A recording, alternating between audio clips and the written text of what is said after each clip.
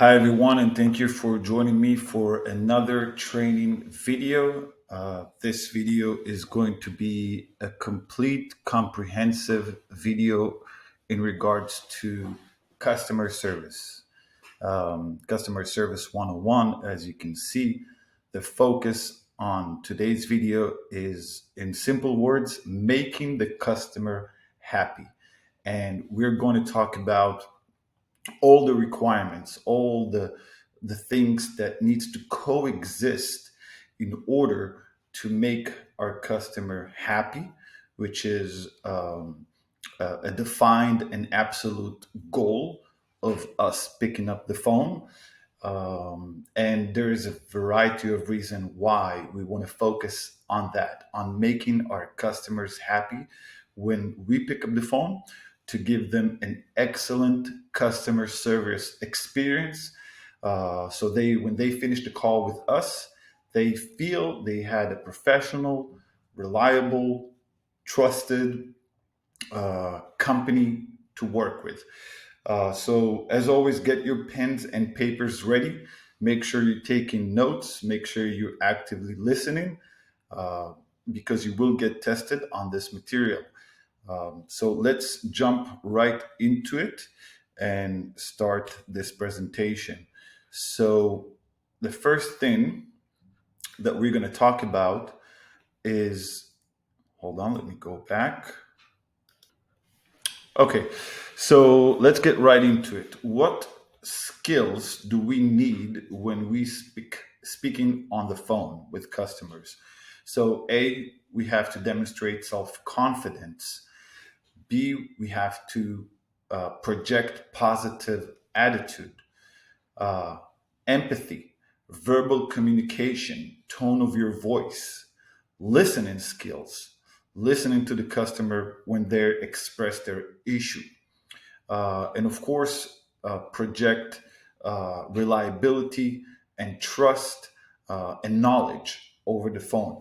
Now, some of these uh, items or some of these topics will get a separate presentation. Um, so it could be very clear what we're talking about when we're talking about a tone of the voice, for instance. So let's start with making a good impression.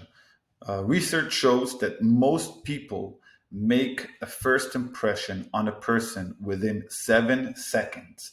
So our time is very limited. When we pick up the phone, when we start with our greeting, when we greet the customer, we have a very limited amount of time to make a good impression. And that impression will set the tone for the rest of the conversation. For example, if I pick up the phone and I sound tired with no energy, I had a bad day, something happened, my car broke down, and that projects over to the customer. So obviously, we get off on the left foot. We get off on a bad way. And that will make the entire conversation really difficult for me. So when I start out off the call, I have to keep in mind that within 7 seconds, the customer on the other side will form an opinion on me, whether it's good or bad. So if I'm going back a second, that's why we talked about projecting a positive attitude, a good tone of the voice, being warm with the voice, being um, willingness to help, to show willingness to help with the tone of your voice, and obviously not to speak in a monotony way, because that will create a bad first impression. When we pick up the phone and we say something like, "Thank you for calling Same Day Garage Door. This is Leo. How may I help you today?" That will sound a lot better. Whether if I'll say, "Thank you for calling Same Day Garage Door. This is Leo. How can I help you?" So is a small example of how I use the tone of my voice going up and down without sounding monotone. Um, So that's a good example of uh, making a good first impression will require me using a good tone of the voice, being confident, um, showing willingness to help, and that will get off my conversation on the right foot. When it comes to customer care service, as an agent, I have to use very clear communication with the person I'm talking to. And there's a variety of reasons why we want to use very clear communication. But in simple words, we want to make sure that we are understandable, that I use language that is clear, uh, that is correct, and with the right even accent. So that's effective speaking. Um, Active listening to the customer. So this is one of the points when we see a lot of agents failing, especially in the beginning of a conversation. They're they're having a hard time listening and understanding the issue, and that will again will create problems uh, with the call, going with the call, because if the customer feels that he's not understandable, if I'm the agent and I don't really understand what he's trying to tell me, what kind of a problem he's trying to tell me, that will create problems for me and for him during the conversation. So I have to actively listen, especially at the beginning of the call, so I will know as the agent how to service this customer, whether it's a new problem that he's having, whether it's a reoccurring problem that he's having. Um, it's extremely important. That's why we always recommend at the beginning of the call, don't try to read the script while the customer is expressing their issue. Extremely important. And that will again set the tone for the rest of the conversation. Um, so we're going to talk about interpersonal skills. What are interpersonal skills? So the behavior and tactics of a person used to interact effectively with others. So we need a couple of skills, right? We need verbal communication, we need nonverbal communication, empathy, listening, and listening skills. That's exactly what I said a moment ago. How to interpret verbal and nonverbal message others send me or communicate to me. Service, assertiveness, and directness. As an agent, I have to be extremely assertive when it comes to answering phone calls from clients. And I have to control and direct the call. So it's talking about leading the call where we want it to go, which is basically helping the customer. If I want to make the customer happy, I need to help them. Usually, when you help people, they're kind of happy about it. So I have to point the call or direct the call in a way that will help our customers, and uh, in the contents of our calls, which is mostly in the home service industry at the moment, helping the customer will mean either setting up an appointment for them, book an appointment, sending out a technician, or gather information and send if I'm required to. Um, when we're talking about conflict resolution, customer service conflict resolution, what we're trying to do, we're trying to provide a stress relief for our customers. And the reason we're trying to do that, it's because most of the clients that calls our company, they're experiencing some kind of an issue, some kind of a problem, something that needs to be repaired or replaced, and that could create stress on the customer side. So our job, one of our job to provide excellent customer service is to relieve that stress. And the way to relieve that stress is obviously provide excellent customer service with everything we just mentioned. The other would be to come to a successful resolution of the call. And successful resolution would be, as I mentioned before, either setting up an appointment for somebody that his AC doesn't work, right? That would be helpful for them. Or book an appointment for someone that is locked out of his garage door, send a technician right away. That's a successful resolution. That's how I relieve the stress of the customer.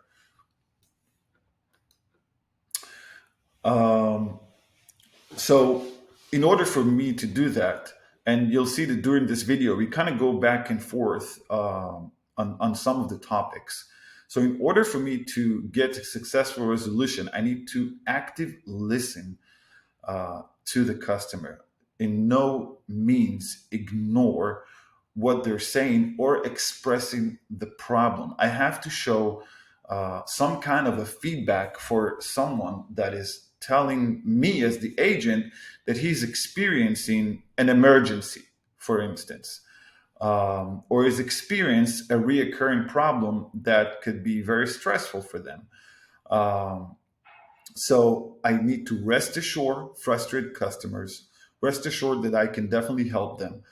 I need to clarify what is the issue they're having so I can better help them, empathize, and identify a good solution for them.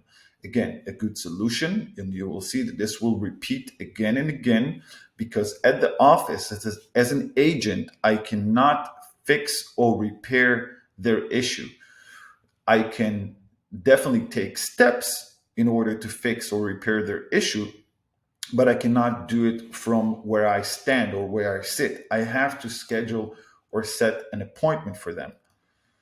Um, let's talk about some golden rules that might sound obvious at some point, but they're extremely, extremely important. Golden rules for great customer service, or golden rules for creating a good customer experience for the customer. So I have to be nice.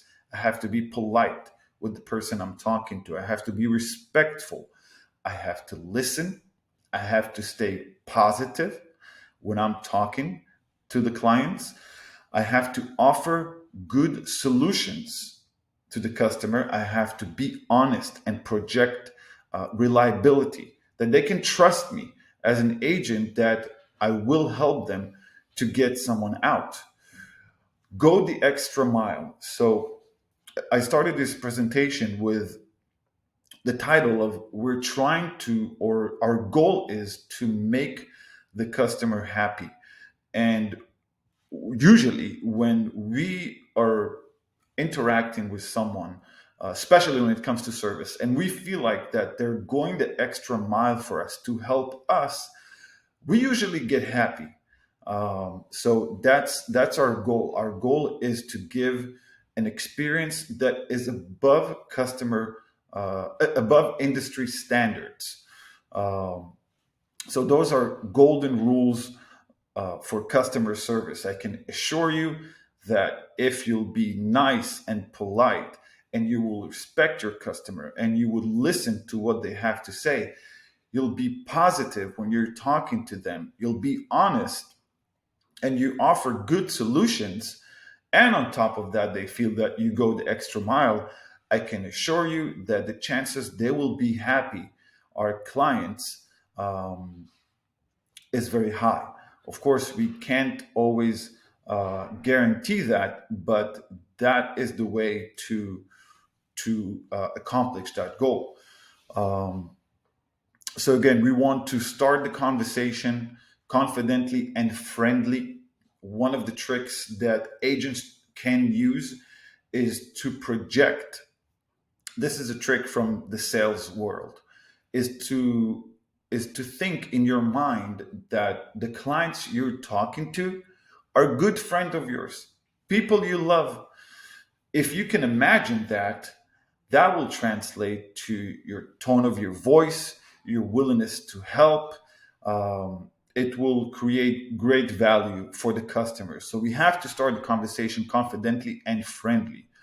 We have to lead the call in a structured manner, and that will go into script training, how to structure a call. But I have to lead the call.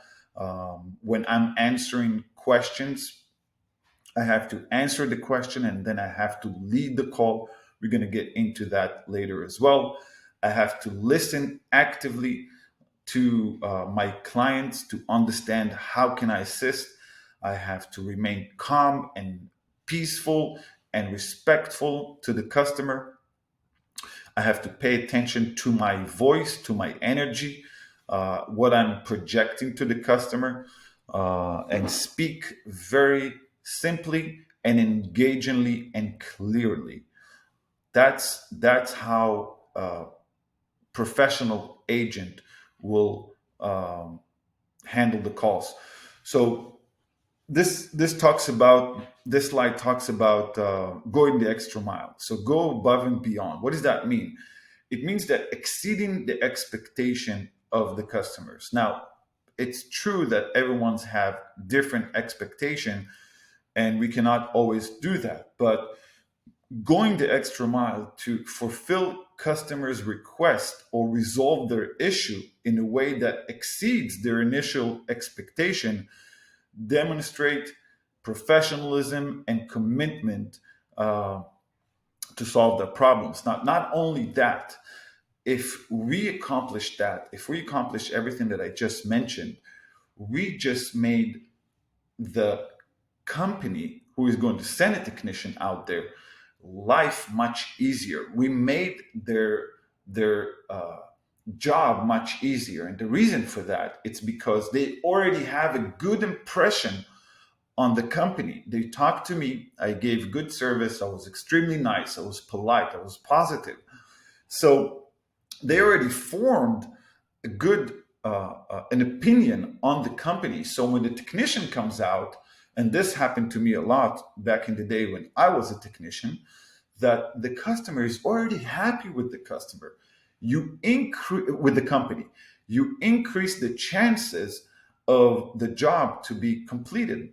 So that is a great service to the companies that use us, and that's why we want to go above and beyond in our calls. So we're not only helping ourselves, but we're also helping the company to give better service to that client.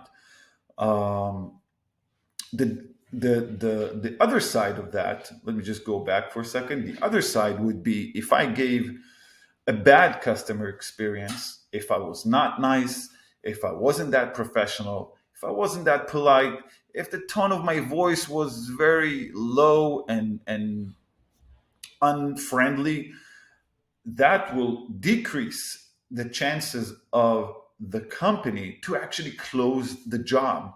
So I'm affecting not only for my call with the client, I have a direct effect on the resolution of that job, which even makes my job even more important. Um, so I'm taking a step uh, to the side for a second um, in regards of um, making the customer happy, and I want to talk about how to deal with upset customer, because this is something that we have to deal with um, in our day-to-day routine. So first of all, we never take it personally. You have to remember that you, as an agent, you can take an upset customer personally, because that will affect your energy. That will affect the next customers that you will talk to. It'll have a negative effect, like a chain reaction. So we want to be empathetic to their issue. We want to listen to them. We want to take ownership, keep calm, and be transparent. Meaning, if there's something that you don't know, then you can say, I don't know, and I'll have to ask. And know when to escalate. So if we have a client, for instance, I'll give you an example, that had a job and it didn't went well.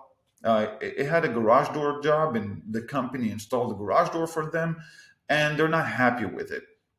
What I can do for them, besides being empathetic and take ownership and keep calm, I can provide again a successful resolution. A successful resolution would be getting the right notes, the right information, and pass it forward in a way that is a completely it's understandable way for the company, um, to take care of that client.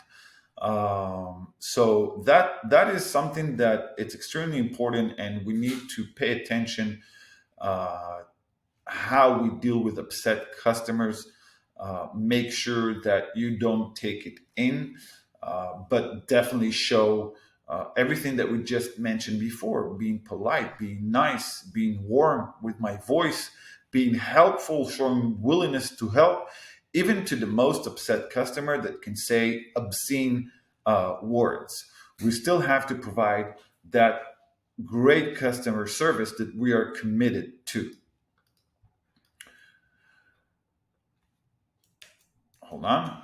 So this completes our presentation as far as customer service 101, or making the customer happy, which is, as I mentioned in the first video, in the overview video, it's a goal. It's a defined, um, very clear goal that we're trying to accomplish in every single call. And the the bullet points I was talking about have to coexist in order for me to provide great customer service. And that will help me. If I have a good impression, if somebody liked me over the phone and I made a good impression, um, that will help me to show my set of skills during the conversation, and better help that customer. If I'll have a bad impression, that even makes the call much harder. So keep that in mind. That is one of your true goal of every single call, is to provide above expectation customer service. Um, that's it for today's video. I hope this was beneficial to you, and I'll see you on the next one. Thank you.